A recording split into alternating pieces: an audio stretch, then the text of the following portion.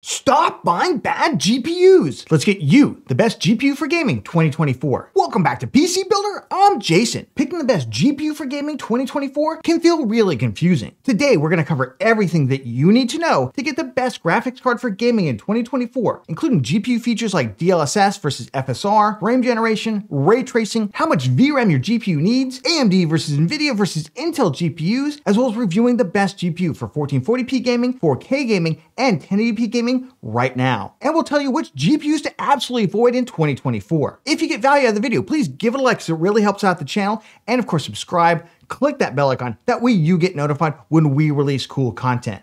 Hey, with that, let's jump into it. Let's start with GPU VRAM, because a lot of new game releases since early 2023 have shown that VRAM can be more important than just looking at average FPS. Now, VRAM, it's the amount of RAM on your GPU, and that's different from the system RAM. And the only way to increase it is to buy a new GPU with more VRAM. Games like Alan Wake 2, The Last of Us Part 1, Hogwarts Legacy, and others have shown that 8 GB of VRAM, once considered a safe amount for gaming, just doesn't cut it in 2024, even for some games at 1080p, let alone 1440p or 4K. Now, depending on the game, when it runs out of VRAM, you'll either get a stuttery mess like in The Last of Us Part 1, or recently, some games now just stop loading high-quality textures.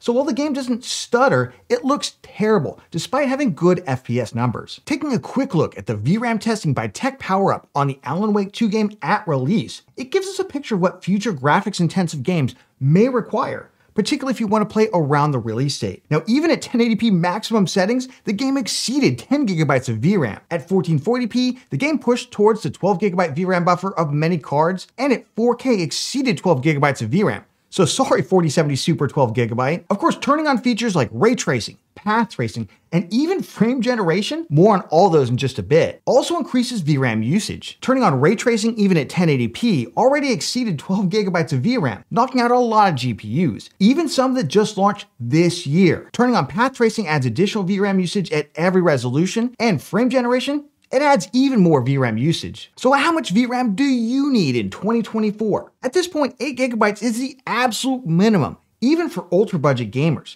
as that is going to require you to turn down settings and textures on some graphically intense new release titles. The minimum no compromise 1080p GPUs should be at least 12 GB. For 1440p, focus purely on rasterized performance, so no high-end ray tracing, for instance. 12 GB is the minimum, but gamers should consider getting 16 GB if they can. For 4K gaming or 1440p at ultra settings with ultra ray tracing, I think you'd be doing yourself a disservice getting less than 16 GB of VRAM. So what GPUs on the market right now should you consider in 2024? Well, for those looking to play at 4K across a wide range of titles, starting at the top and working down on the NVIDIA side, we have the RTX 4090, the RTX 4080 Super and 4080, and the RTX 4070 Ti Super, all with 16 GB of VRAM or more. On the AMD side, we have the 7900 XTX 24 GB and 7900 XT 20 GB GPUs, which perform on par with the 4080 Super and 4070 Ti Super, respectively. For used GPUs, you can also consider the Radeon RX 6900 XT, 6950 XT,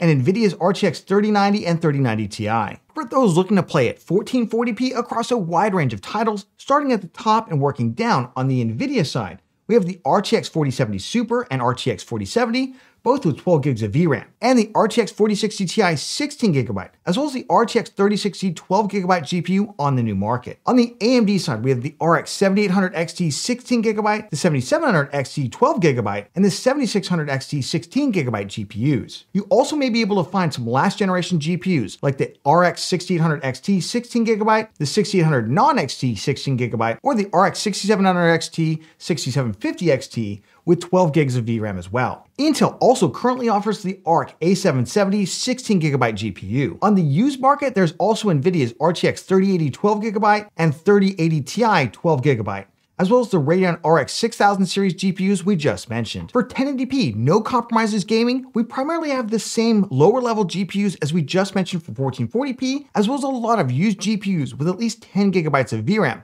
like the RX 6700 non-XT, the RTX 2080 Ti 11GB, and RTX 1080 Ti 11GB. For GPUs with only 8 gigs of VRAM on the new market, we have the NVIDIA RTX 4060 Ti 8GB, the RTX 4060 8GB, and the older RTX 3050 8GB. On the AMD Radeon side, we have the RX 7600 8GB and the previous generation RX 6600 XT, 6650 XT, and RX 6600 non-XT, all with 8GB of VRAM. Intel also offers the ARC A770 8GB, A750 8GB, and A580 8GB. We also have far too many used 8GB GPUs to mention them all. Let's also talk about the GPUs that you should absolutely avoid. Well, AMD and NVIDIA still offer cheaper brand new GPUs that have less than 8 gigs of VRAM, like the RTX 2060 6GB or 4GB RX 6500 XT. I would absolutely avoid these GPUs in 2024 and instead just grab something with at least 8GB or larger VRAM, or consider many of the very good options on the used market. There's also just a number of GPUs where the performance is just too low to really consider, like the Intel Arc A380. And just say no to those GTX 1650s, RX 560s, and trash tier GT 1030s. Let's talk about the differences between NVIDIA versus AMD versus Intel GPUs. I'm happy to say that in 2024,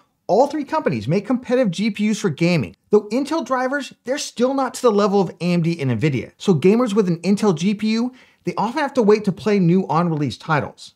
Intel GPUs also require at least occasional troubleshooting, but Intel is rapidly improving, and we expect their next generation Battlemage GPUs to launch this year in 2024. Outside of the budget segment, your options basically boil down to AMD versus NVIDIA GPUs. One thing to keep in mind is that some games, for whatever reason, seem to perform better on either AMD or NVIDIA GPUs. So if you really focus on Modern Warfare 3, you'll probably want to get an AMD Radeon GPU as they perform significantly better than their NVIDIA competitors, while a game like Fortnite seems to have at least a slight preference for NVIDIA GPUs. So if you're focused on one or just a handful of games, it really does pay to check benchmarks for those games. Then of course, we've got all the extra features. All three GPU companies have upscaling technologies like NVIDIA's DLSS, AMD's FSR, and Intel's XeSS, which will boost FPS in supported games.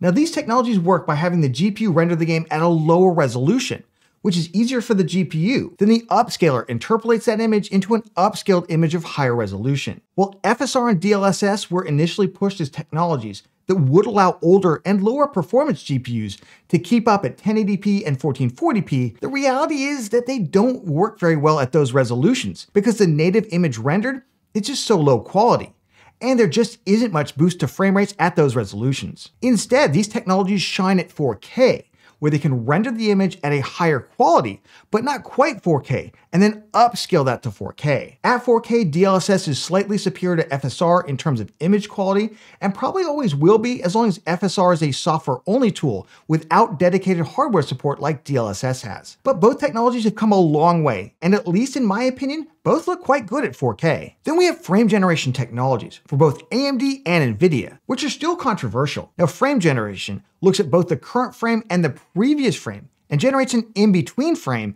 in order to smooth out frame rates. This does add latency because it essentially holds the current frame while inserting a fake frame in front of it. Additionally, this process can also consume quite a bit of VRAM. While both AMD and NVIDIA have tried to sell frame generation technologies as increasing FPS, most tech outlets, including me, disagree and instead describe them as frame smoothing technologies. In particular, since they add latency, I would not recommend using them in any game where reaction time is important, like competitive shooters or even single-player games like Jedi Survivor. Next, we have Raytracing, which can give images a more lifelike effect of light and reflection modeling, but still comes at a significant cost in terms of much lower average FPS, as well as increased VRAM usage. On weaker hardware, this can result in console-like low FPS experience, even using DLSS. As an alternative, rather than turning on ray tracing, you can simply turn up the resolution from 1080p to 1440p to 4K, and often get significantly better visuals and better FPS FPS performance. That's why I generally only recommend ray tracing enthusiasts to use either 1440p,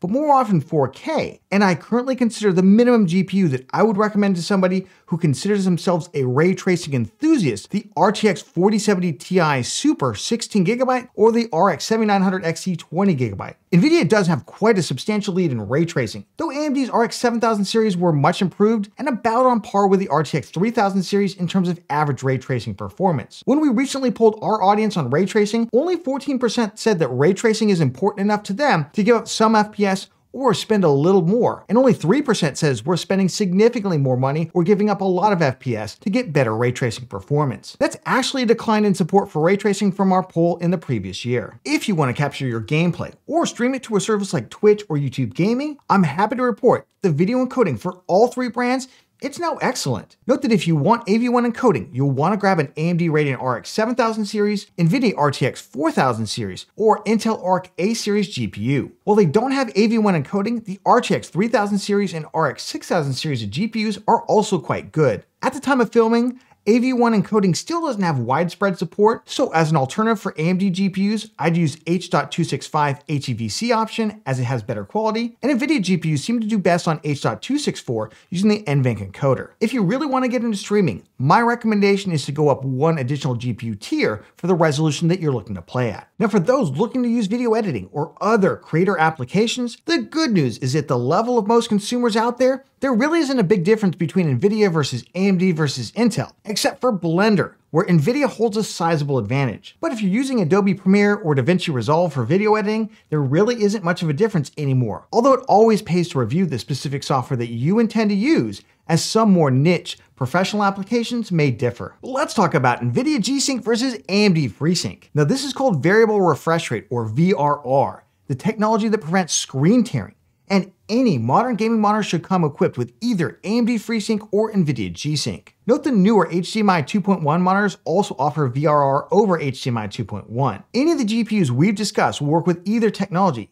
including ARC GPUs. Note that AMD FreeSync is by far the more widely available technology on gaming monitors. For PC gaming, to ensure maximum frame rates, especially for the newer 240Hz and higher refresh rate 1440p and 4K monitors, you should always use the DisplayPort cable rather than the HDMI one. Let's talk GPU models and brand names. Does it make a difference if you buy a cheaper version of a GPU like an RTX 4070, or should you spend more money on a more expensive version? There are actually differences between the GPUs offered by add-in board partners, called AIBs for short, like Gigabyte, MSI, ASUS, and others, even within the same GPU model family. AMD and NVIDIA specify the base specs for every GPU, and that includes the thermal design power, or TDP, which is the wattage of the card. The other thing that's specified is the base and boost frequencies. Now, AIBs can create models that increase the TDP and or apply a factory overclock to the GPU, as well as designing the cooler itself. But the reality is that except for the ultra high-end GPUs, most GPUs perform within 5% of the base models.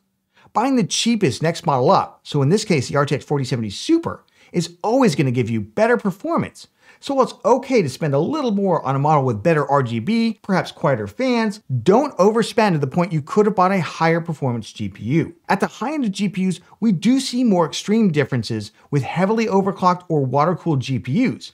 So you can decide if spending a bit extra on an RTX 4090, RX 7900 XTX, or RTX 4080 Super makes sense for you. So what's the best gaming GPU 2024? Well, let's compare FPS performance. We're going to go NVIDIA versus AMD versus Intel to get the best price performance GPUs at 1080p, at 1440p, and 4K. Remember, links for all the new GPUs in this video are down in the video description, so you can check out current pricing and availability, because GPU market is getting cheaper right now. So using gaming benchmarks, I've listed out the relative performance of currently available GPUs, both used and new ones, and we've normalized this to an RTX 3060, which currently will give you about 60 FPS experience at 1440p across a wide range of titles on high settings. We're going to use this as a rough metric to compare GPU performance, and we're also going to compare VRAM capacity and establish our criteria for 1440p and 4K GPUs as well. Of course, this spreadsheet is linked down in the video description. Check it out. This is the same one that we go through our monthly GPU market update, so check that out as well. But this is the first time this year that we've used our new criteria. Let's jump to the best ultra budget GPU. So this is less than $150. This is a new category for us. We're not going to spend a lot of time here because primarily it's used options right now. But if you're looking to build an ultra budget gaming PC out there, I really like the GTX 1070, about $100. It's got 8 gigs of VRAM, still pretty good 1080p levels of performance, equal in performance to the old GTX 1660 Super, but that only has 6 gigs, so I would get this instead. If you want to spend a little bit more money, I had been recommending like the 5700 XT. Unfortunately, the price of that card has gone up and up and up. It looks like we're selling out through on those, so I would go GTX 1070. Otherwise, I would jump to our next category. Jumping over best GPU under $250. Again, this used to be under $200, a little bit of inflation, and we're just going to filter out to new cards. I think this is going to be kind of interesting for those of you looking to put together a budget gaming PC with all new parts out there. But again, the cards here are limited primarily to 8 gigabytes of VRAM until you get to about $300. Let's quickly punch through them. If you're willing to put up with a little bit of troubleshooting, I do like the ARC GPUs out there. The ARC A750 right now, back down to $189. I think that's 2 thumbs up there. Really do like it. And Intel did just release a big driver update a couple of days before I filmed this. And again, massively increased some of the game performance. Our ARC A580, kind of not as compelling for only $10 less performance. I'd go with the A750. But if you don't want to put up with any of that, the RX 6600 has just been a real go-to. Up a little bit to $199. I don't love it at that price. But again, if you're cash limited, that's probably the one to pick up. If you've got a little bit more money to spend, sure, you can pick up the 6600 XT, 6650 XT. Do get quite a bit more performance, but you're getting so close to those higher VRAM cards, I would probably spend a little bit more money and go up, or just save that money and spend it somewhere else. Let's jump into the best 1440p GPU 2024, and honestly, it's also the best 1080p GPU in 2024 because the criteria are basically the same, which is 12 gigs or more of VRAM and at least the score of an RTX 3060 12 gigabyte GPU, which will give you about 60 FPS at 1440p across a wide range of titles. Obviously, easier to run games, you're going to get way more FPS than that. But this will give you some gauge in terms of where these cards rank. And the market out there, it's pretty varied right now. This is the top 15 cards, including current pricing right now as I'm filming this. You'll notice some cards don't even appear in the top 15 because they're listed by price to performance, like the RTX 4060 Ti 16 gigabyte. The card doesn't even make the list. That's how terrible a value that card is right now. Definitely needs huge price cuts out there. We'll start off at $500 and work our way down. If you got about $500 to spend, there's really no getting away from the 7800 XT. It's a phenomenal value. It's got 16 gigs of VRAM. It's going to give you fantastic performance. And this is a level where I'm not really going to consider DLSS or ray tracing or any of those other quote unquote features because these cards, frankly, are not powerful enough to do that. I'd rather turn up the resolution than turn on those features instead. And you're not going to get much out of DLSS or any upscaling really at 1440p, let alone 1080p, of course. I know that's a small bump, but it's not something that I would spend a lot of extra money for. Its competition is either the RTX 4070 or the 4070 Super. I'm not a big fan of the 4070 Super. The problem with the 4070 was not the performance of the card, it's the 12 gigs of VRAM. And they're going to charge you $50 more, actually even more than that, because the 4070s are going for much cheaper now, more like $530. It just doesn't make any sense. If you want NVIDIA, I would probably still pick up the 4070 for $534. It's just hard to buy a card with only 12 gigs of VRAM for over $500, let alone $600 right now in 2024. Going down from there, if you're looking for a card more around that the kind of $350 price point, I have loved the 6700, 6750 XT out there for $300. Now it's $340, and I notice a lot of those models completely vanishing off the market. It looks like AMD may be shipping the rest of those off to China. Well, it forces you to buy the 7600 XT. Not a phenomenal value out there for $329. I'd love to see the price on that GPU come down because it's not a bad GPU, but it's terrible pricing. If you don't mind the Intel driver stuff, the Intel Arc A770, right now the cheapest 16 gig GPU out there for $299. Again, not super powerful, but powerful enough to play a lot of games at 1440p, slightly more powerful than the RTX 3060, 12 gigabyte. And then from there, it does get to be a little bit of a mess in between. There are cards out there that could be good values, like the 7700 XT, but they're terrible pricing. Same with the 4060 Ti. If those cards come down significantly, then you can definitely consider them. Otherwise, right now, I'm kind of oscillating between either the 6700, 6750 XT if you can find it, possibly the 7600 XT, But otherwise, I would pull the trigger on a 7800 XT 16 gigabyte for just about $500. Jumping over the best 1440p 240 hertz GPU. So again, not all titles can do 240 hertz out there, but where you can, especially in competitive shooters, these are the GPUs that I would focus on. And this is where the GPU has a score of 180 or greater. So basically 80% more performance than an RTX 3060 12 gigabyte, and it still has 12 gigs or more of VRAM. We've already talked about the 7800 XT. I think that's a phenomenal value out there if you want to pick one up for right around $500. Jumping up in the performance a little bit though, if we RX 7900 XT, right around $725, and that price seems to be holding. They had gotten down to about $710, but the $720-ish price does seem to be holding. We'll see for how much longer. And then, possibly the 4070 Ti Super for just about $70 more. The 4070 Ti Super, of course, that is a strong enough card to look at DLSS and ray tracing at 4K. So if you're also interested in 4K, we'll talk about that in just a moment. That card, I think, does become a really, really compelling option. I know a lot of reviewers didn't like that card. Like, no real performance difference for the 4070 Ti, but honestly, the 16 gigs makes all the world to me, at least to me. And then, in terms of the other cards, this is only a top 10 here. The 7900 XTX, the RTX 4080 Super would be right under it. We'll talk more about those cards in the 4K section, but those are the cards I really like for 1440p 240 hertz. Let's jump up to the best 4K GPU 2024, and this is where the GPU score is 200 or higher, and it's got 16 gigs or more of VRAM. Now, note that we've listed these out by rasterized price to performance. This is just raw FPS. If features like DLSS and ray tracing are important to you, this is one area to look at, especially as we get to the higher performance cards up there, and you can determine how much more you want to adjust in terms of the performance of these cards. So some of these NVIDIA cards that are more expensive might become more valuable. In fact, I'm going to recommend one of them. This might shock you. Let's start off with the 4070 Ti Super right now, because the 7800 XT, it's about good for about 60 FPS at 4K. Wouldn't necessarily buy it there, but if that's what you're looking for, still a good value at about $500. But let's take a look at the card that I really like here, which is the RTX 4070 Ti Super for about $800. Now listen, to me, this is what the RTX 4080 really should have been at launch. In fact, they were going to call it the 4080 12 gigabyte initially, and they basically now dropped what is the 4080 down into the 4070 Ti Super kind of body, and it's got 16 gigs of VRAM. Not a lot more performance than the 4070 Ti 12 gigabyte in terms of rasterized performance, but the 16 gigs of VRAM makes, to me, all the difference. I really do like that card. 7900 XT, if you're primarily going to play at 1440p, push a lot of frames, or you play games that are dominated by AMD Radeon, like Modern Warfare 3, something like that, that card makes sense. But if not, I think the $70 price premium is one that I would gladly pay to get the RTX 4070 Ti Super 16 gigabytes. I don't think the 16 versus 20 gigabytes is going to be that big a deal in the next couple of years, certainly probably in the useful lifetime of these cards. Then, of course,